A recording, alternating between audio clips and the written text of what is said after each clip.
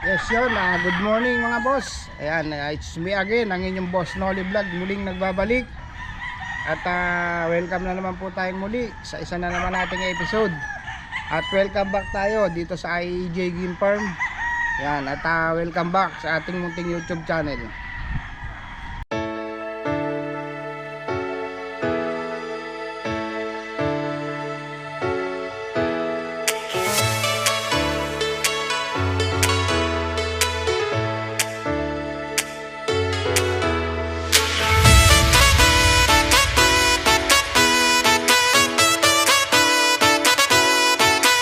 Yun, isang mapagpalang araw at magandang umaga po sa inyong muli mga boss.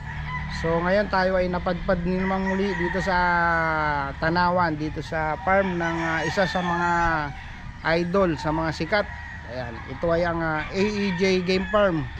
So pumunta tayo dito para bumili uli ng mga gagamitin natin para sa ating palaro.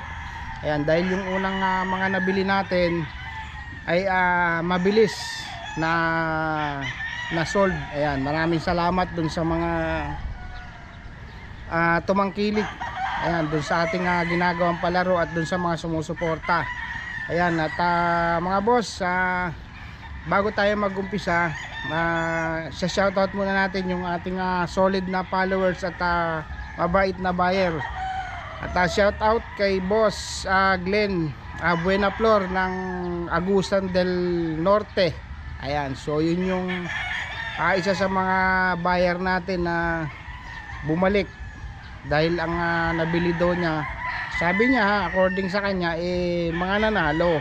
Ayan na naman tayo sa kwentong nanalo. So yun yung sabi sa atin So alangan namang sabihin natin yung hindi totoo. So ayun na mga boss, at mamaya samahan nyo kami, mamimili kami dun sa kanilang coding. Okay? A few moments later. Ayan, so mga boss, ngayon tayo ay nandito sa EJ para bumili ng mga battle cross na gagamitin na papremyo dun sa ating palaro. Ayan mga boss, dun sa mga nagtatanong, so ito po muli, i-mention natin, sasabihin natin yung policy dito sa EJ. So dito po sa EJ, pwede kayong pumunta bumili, open naman po lahat dito kahit na walk-in. Ayan, ang maganda rito, no limit sila, wala silang limit kapag kung bibili ka kahit isang piraso, pwede kang bumili dito. And then ang maganda rito, maganda yung accommodation nila, and then entertain ka nila. Ayan, so hindi natin kasi alam sa ibang farm pero dito sa experience natin maganda kasi dito lahat ng buyer ina-accommodate nila ng maayos. Imagine kapag pumasok ka dito sa farm nila, so isi-serve ka nila ng kape, yun yung maganda rito. Tapos isa pa, dito lahat ng manok dito sa EJ open po. Ayan, doon sa mga walk-in at gustong bumili, ito mga boss, sa mga nagtatanong, dito po sa EJ, pwede kang bumili kahit ikaw ay walk-in lang.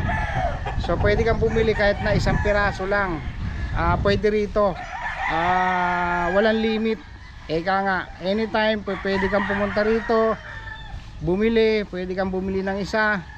Basta wag lang yung pupunta ka rito. Anytime pwede ka pumunta, basta wag ka lang pupunta rito yung tulog sila. Ayan, at hindi ka nila i-entertain. So dito mga boss, dun sa mga nagtatanong ng presyo, ang presyo po ng manok dito na battle cross ay 8,000 sa stag, battle stag Pero sa mga bull stag, ang pagkakaalam ko, ang bull stag nila dito is 10,000 ata. So hindi ko alam, mga 10,000 ganun something. So ganun po dito, pwede kang bumili ng isa, pwede dalawa, hanggat kaya ng budget mo. So ayun ang maganda rito sa EEJ. So mga boss, at tayo pupunta na dun sa cording at mamimili na tayo ng ating mga battle cross. Okay? Many hours later. So ayan mga boss, So tayo ngayon ay ongoing para sa selection. So pupunta tayo ngayon dito sa kanilang cording para mamili ng mga battle stag. So konti lang yung kukunin natin dahil yun lang yung kakayanin ng ating budget. So tingnan nyo mga boss, yan ang mga manok ng AEJ. Yan, so ang gaganda dito mga boss, open lahat. So pwede kang libre yan, libre hipo. Ayan, hipuin mo yan, pwede yan lahat. Pwede mo rin bilhin yan basta may pambili lang. So dito ang proseso dito, ang pure nila at saka battle cross, so halo-halo yan. So mangyayari, ikaw na yung pipiliin mo, and then after mo mapili, dadalhin mo dun sa may sparring area. Tapos doon nila i-classify kung ano yung nakuha mo, kung battle cross o pure. So dito naman kapag bago ka bumili, bago mo bayaran at para maging satisfied ka, i-spar mo muna yung manok. So ganun dito. Kaya kapag di mo kursunada, wag mong kukunin. So ganun ang sistema rito. Yung kagandahan dito sa AEJ, hindi sila ganong maselan. Unlike dun sa iba, kapag hindi mo naman talaga bibilin, wag mong i-spar. So ganun. So hindi natin alam hindi tayo sure pero dito ganun yung policy nila. Siguro naman dun sa ibang farm ganun din, kasi hindi naman po pwedeng bibilin mo yung isang bagay kung hindi mo muna ite-testing na pasado talaga dun sa iyong quality control. So yun lang. Yan mga boss, napakaganda ng mga manok dito. Ito may mga labas na sila ng mga bull stag. Ayan, ang mga bull stag, mga bagong bihis na.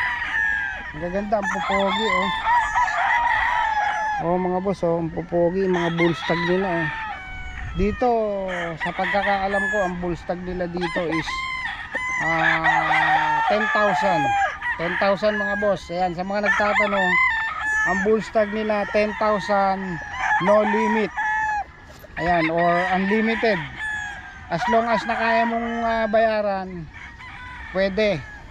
Ayan, depende ang price nila dito is depende sa mga pure. Magkaiba ang pure at ang battle cross. Alam niyo naman pagka pure medyo mahal. Ayan, so dito ewan ko sa iba kasi ang mostly dito kapag bull stag sa mga farm, kapag bull stag mostly ina-out na nila yan sa battle cross, kasi nga yung iba hindi na sila gumagamit ng broodcock. Hindi na sila gumagamit ng broodcock kapag may edad na. Halimbawa umabot na ng 2 years old, ayan, cock, bull stag. Pero hindi naman lahat, yung iba gumagamit kahit bull stag. So mas magandang broodcock bull stag. Pero karamihan ang ginagamit na, lalo na sa ganitong mga malalaking farm, mas gusto nila, mas preferred nila yung mga stag pa lang. Kasi siyempre sariwa yung kanilang similya. So ito mga boss, ang gaganda dito tayo mamimili. Many hours later. So mga boss, tayo ay namili. So pinili natin yung best of the best na talagang super na ang gaganda. Ang problema, dahil nga wala nag-a-assist sa atin, so ang napili natin puro kak pala. Medyo masakit-sakit at mabigat ang presyo. Ang kak po pala nila dito ngayon is 18,000. And then ang bull stag nila is 12,000. So nagkaroon sila ng price increase. So kasi last year bumili tayo dito, isang pagkakaalam ko is ang bull stag nila is 10k, and then 12 yung kak, or 15 yung kak. So ayan, so ngayon medyo nagulat tayo kasi pawisan tayo, namili. Nung pala yung nakuha natin hindi pala pwede dahil kak na pala yun. Although pwede naman natin daw bilhin yun kak. Ang problema 18,000 medyo alanganin tayo. So pipili tayo uli ng panibago dito sa mga bull stag. Okay? A few moments later. So mga boss, nauwi tayo sa ibang pagpipili. So bull stag lang naman ang target natin dito. Yung unang pinili natin mga kakpala yun. So hindi natin afford. Baka pag bumili, afford naman, pero baka pag bumili tayo, ang mabili natin 2 piraso lang. Masyadong masakit. So dito muna tayo sa bull stag. So ito yung ating pick number 1. So limited lang yung makukuha natin. Ito yung ating unang kukunin. Dark legged. So hindi natin alam kung anong bloodline nito. Malalaman natin to pagdating dun sa taas. So sabi naman nung tao nila, dito lang daw mamili. So dito tayo ngayon. Nandito tayo sa mga bull stag. So very limited lang. Yung mga kak nila ang gaganda. Ayan, so ito yung ating unang pipiliin na bull stag. Ayan, tingnan nyo mga boss. Pina-priority natin yung pinipili natin, yung medyo magandang buntot, para naman maganda sa tingin ng mga followers natin na gustong magkamit nito. Ayan.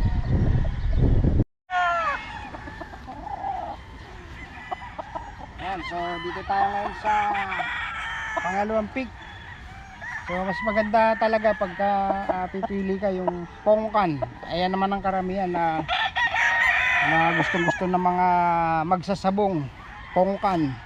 Yan ang hinahanap pagka may mga buyer tayo, ang hinahanap pongkan. Kaya nga nauso ang bloodline na sweater dahil lang sweater mostly pongkan. So ito, may pongkan tayong kinuha ganda ang pogi. Ayan mga boss ganda ng buntot niya. Ito mga bull stag na to mga boss. Ayan, mga bagong bihis na bull stag. So tetestingin natin, i-spot natin doon. Sa mga nagtatanong mga boss, bull stag, ang bull stag nila is 12,000, no limit. Pwedeng isa, pwedeng dalawa. Ayan, pwedeng araw dito kahit papasyal ka lang, pwede kahit di ka bibili. So ito yung ating pick number 2. Ang pogi na manok, pongkan as in. So ayan mga boss, pangalawang pongkan pick natin. Ayan, so ito gagawin natin, magbe-base lang muna tayo dun sa kulay nila, since wala kasing nag-a-assist sa atin dito sariling sikap. So pili mo, dala mo sa taas, and then ikaw talaga parang sa restaurant, self service. Ayan, so dito ganon, ewan ko lang sa mga nagdaang araw, pero sa atin laging self service, tayo yung namimili, tayo yung nagdadala dun sa taas. So ayan mga boss, dito tayo magbabase, since walang nag-a-assist sa atin. So magbabase tayo ngayon sa kanilang itsura, kung ano yung kanilang kulay. So not exactly, pero dito muna tayo magbabase, and then malalaman naman natin ang bloodline nito pagdating dun sa taas, dahil i-record naman nila yan. Ayan so ito yung ating pangatlong pick, pongkan. So ito mga boss, yung mga stag nila very limited na lang. Ito yung mga pure ng AEJ. Kaya hindi ko alam kung anong bloodline to, pero ito pure. Ito yung mga pure nila. Kapag ka double orange cable tie, meaning pure. Ayan. So ito siguro golden boy ito. Ayan. Kasi mostly pag banderahan. Ayan. So pupuntahan natin yung doon sa bull stag tayo. Ayan ang popogi ng mga manok nila.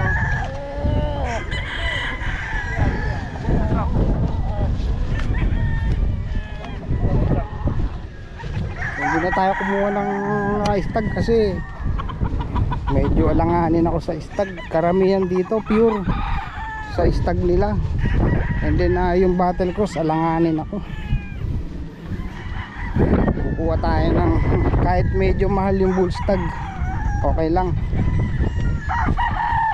A few moments later. So ito naman tayo sa pang-apat na pili. Ayan, so pang-apat ito. So tingnan nyo mga boss, pongkan pa rin. Ayan, bull stag, pongkan pa rin. So ito yung bali magiging pang-apat na pipick upin natin. So selection pa lang naman to, for selection. Hindi pa to yung final. So magbabase ito kapag ka po sila ay na-check natin, nakilatis dun sa limbering. So pagka ito ay nakilatis natin na okay naman siya at marunong naman siyang sumipa, eh okay na yun. Yan.